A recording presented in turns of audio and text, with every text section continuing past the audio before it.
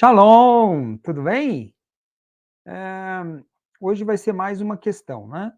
Alguém me perguntou se um dia a comunidade cristã Radavar vai ter um local próprio para se reunir.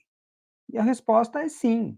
Um dia a comunidade terá um local próprio, mas esse local continuará sendo em casa, porque a comunidade ela foi concebida dentro de alguns princípios bíblicos para se reunir em casa, e não em um ponto como que normalmente nós estamos acostumados a ver, né, uma igreja. É lógico, isso não significa que a igreja não possa existir em casa, pelo contrário, ela é perfeitamente bíblica, e eu vou mostrar. Vou colocar aqui para compartilhar a tela, e aí a gente continua, olha só. Tá aí, ó, a igreja em casa. Vou mostrar que a igreja em casa é perfeitamente bíblica. Em Atos 2:46, nós já falamos sobre essa parte aqui, sobre essa citação, essa passagem de Atos 2, versículos lá no final do capítulo, né, no caso aqui o versículo 46, em que Lucas, né, que é o escritor do livro de Atos, ele cita: todos os dias continuavam a reunir-se no pátio do templo. Então, ele está dizendo aqui que os apóstolos, os cristãos, apóstolos aqui, os 11, né, que restaram, os 11 aqui, no caso, junto com Matias, os 12, depois de Matias ter sido incluído, eles continuaram a se reunir no pátio do templo em Jerusalém. Mas não é só isso não.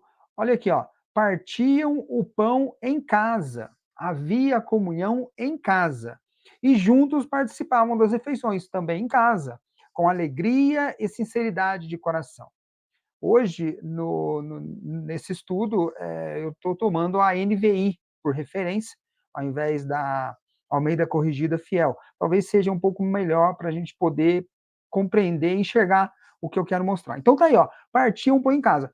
Isso significa que os discípulos diretos de Jesus, eles se reuniam em casa. A igreja em Jerusalém se reunia em casa, partiam o pão em casa. Eles obedeciam às questões do culto levítico no templo de Jerusalém. Está dizendo aí, ó. Já cheguei a falar sobre isso, né? Se Jesus tivesse cancelado a lei, eu não creio que eles iriam se reunir, não. Bom, de qualquer forma, eles estavam se reunindo, continuaram a se submeter ao culto levítico no templo de Jerusalém e partiam o pão em casa, certo? Isso em Atos 2:46. Mas não é só isso não. Vamos ver mais citações aqui, ó. Em Romanos, na carta de Paulo aos Romanos, lá no finalzinho da carta, Paulo chega a enviar saudações a várias pessoas. Nesse caso aqui, ó, Romanos capítulo 16, versículo 3, ele fala: saúdem Priscila e Áquila, meus colaboradores em Cristo Jesus. Priscila e Áquila foram judeus, eles eram um casal, foram judeus, e eles moravam em Roma. Num determinado momento, eles foram até expulsos de Roma, acho que em Atos, capítulo 18, fala sobre isso daí. Eles foram expulsos de Roma porque o imperador mandou que todos os judeus saíssem de Roma. Entretanto, anos depois, eles voltaram para Roma, em algum momento, pelo menos isso é uma teoria, né? É uma hipótese. Mas aqui eles estão em Roma. E Paulo, enviando essa carta à igreja em Roma, aos romanos, ele envia saudações a Priscila e Áquila que estavam lá. Continuando aqui, ó, versículo 4. Eles arriscaram a vida por mim. Sou grato a eles, não apenas eu, mas todas as igrejas dos gentios. Então ele saúda Priscila e Áquila e a igreja dos gentios, todas elas. E no versículo 5, saúdem também a igreja que se reúne na casa deles. O que Paulo está dizendo aqui? Ele está enviando saudações na carta aos Romanos, ele envia saudações a Priscila e a Áquila. E no versículo 5 ele fala que também é para saudar a igreja que se reúne na casa deles, na casa de Priscila e de Áquila. Então está aí de uma forma bem clara. Eu acho que não tem o que discutir sobre isso. Na primeira carta aos Coríntios, capítulo 16, versículo 19, está mencionado aí, Paulo volta a citar essa igreja que se reúne na casa de Priscila e de Áquila. Então ele fala desses dois aí, só que lá é o contrário. Eles é que estão mandando saudações aos coríntios. Né? Então, continuando. Na carta de Paulo, de novo, aí, aos Colossenses dessa vez, ele fala lá em capítulo 4, versículo 15. Saúdem os irmãos de Laodiceia.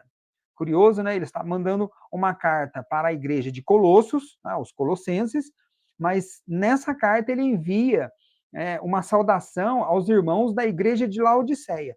É que é o seguinte, Laodiceia, tanto Colossos quanto Laodiceia ficavam no que se chama de Ásia Menor. Hoje é a Turquia.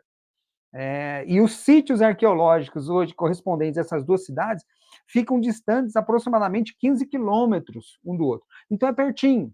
Por isso que ele fala, na carta que ele está enviando aos colossenses, na cidade de Colossos, ele envia saudações também para os irmãos de Laodiceia.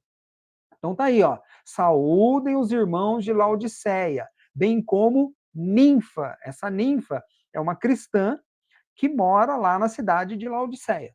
Então tá aí, ó. Saúdem os irmãos de Laodiceia, bem como Ninfa e a igreja que se reúne em sua casa. Em outras palavras, Paulo está enviando uma saudação para a igreja que se reúne na casa dessa ninfa, que é uma cristã que mora lá em Laodiceia. Tá bem? Continuando. Na carta de Paulo a Filemon, muito interessante isso aqui também, porque Filemon é um cristão que morava em Colossos. A igreja de Filemon era em Colossos, na cidade de Colossos. Então, aquela carta aos Colossenses, de certa forma, incluía Filemon, né? Vamos dizer assim. Então, daí, na carta ao Filemon, é um capítulo só, mas está aí no versículo 1. Paulo, prisioneiro de Cristo Jesus, e o irmão Timóteo, a você, Filemon, nosso amado cooperador. Então, ele está enviando essa carta a Filemon, e logo no início ele está dizendo que está enviando essa carta para Filemon, para ele mesmo, e está falando ali com ele. A você, Filemon, nosso amado cooperador. E no versículo 2, a irmã Áfia, a Arquipo, que são outros irmãos lá de Colossos, nosso companheiro de lutas, e ele termina ali o versículo 2. E a igreja que se reúne com você em sua casa. Isso está na carta de Filemon, carta a Filemon, capítulo único, né, no caso ali, versículo 2. A igreja que se reúne com você, ele está falando com Filemon. Isso significa que a igreja de Colosso se reunia na casa de Filemon. Olha que coisa interessante. Então já tem aqui, ó, lá em Roma, na casa de Priscila e Áquila. Em Laodiceia, na casa da cristã Ninfa. E em Colossos, na casa de Filemon. Olha que coisa interessante. Então, a igreja, logo no primeiro século, Paulo estava vivo, os outros apóstolos estavam vivos ainda, dependendo ali da época, mas tem aqui a igreja se reunindo em casas. Esse é o conceito que nós temos de casas-igrejas. É lógico que nós não estamos dizendo que a igreja cristã, logo no seu início, fosse totalmente reunida em casas. Não, não é isso. O que nós estamos dizendo é que era comum, foi muito comum encontrar igrejas cristãs em casas, e ali a gente chama de casas-igrejas.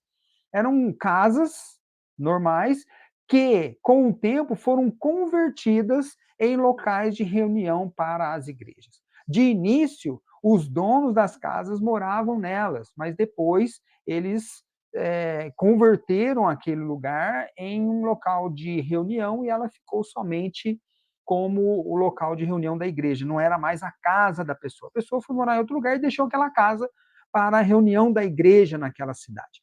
Foi o conceito de casas e igrejas. Como eu disse, não significa que só tinha isso. Nos estudos de história arqueológicos, né, que se tem hoje em dia, os historiadores, né, os estudiosos, eles conseguiram descobrir três tipos principais de igrejas no primeiro século. Não só no primeiro, mas nos primeiros séculos, até o século VI, isso daí já estava bem estabelecido. O primeiro tipo são as associações. As associações são o tipo de reunião que se faziam em locais como salões, parecido com sinagogas, e isso daí gerou, né, atualmente, o que nós conhecemos hoje. Tem lá o ponto, vamos dizer assim, um ponto comercial, e aquilo ali hoje é uma igreja, um local de culto. Né?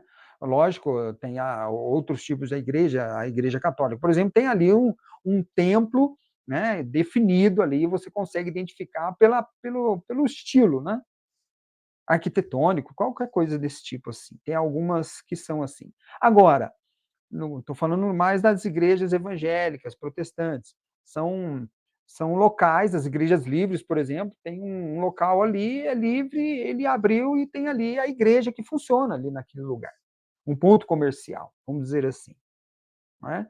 Então, são essas, nessa modalidade de associações. Tem também os cultos de mistério. Isso aqui é proveniente de uma espécie de mescla com determinadas escolas da Grécia, do Egito. Isso aí foram tradições que foram passadas e alguns cristãos acabaram recebendo isso daí. Os cultos de mistério se pareciam, nessa época, com o que hoje são as escolas iniciáticas. Para você ver, tinha nessa época, logo no começo do cristianismo, já havia cultos de mistério, baseados, por exemplo, em uma estrutura de graus.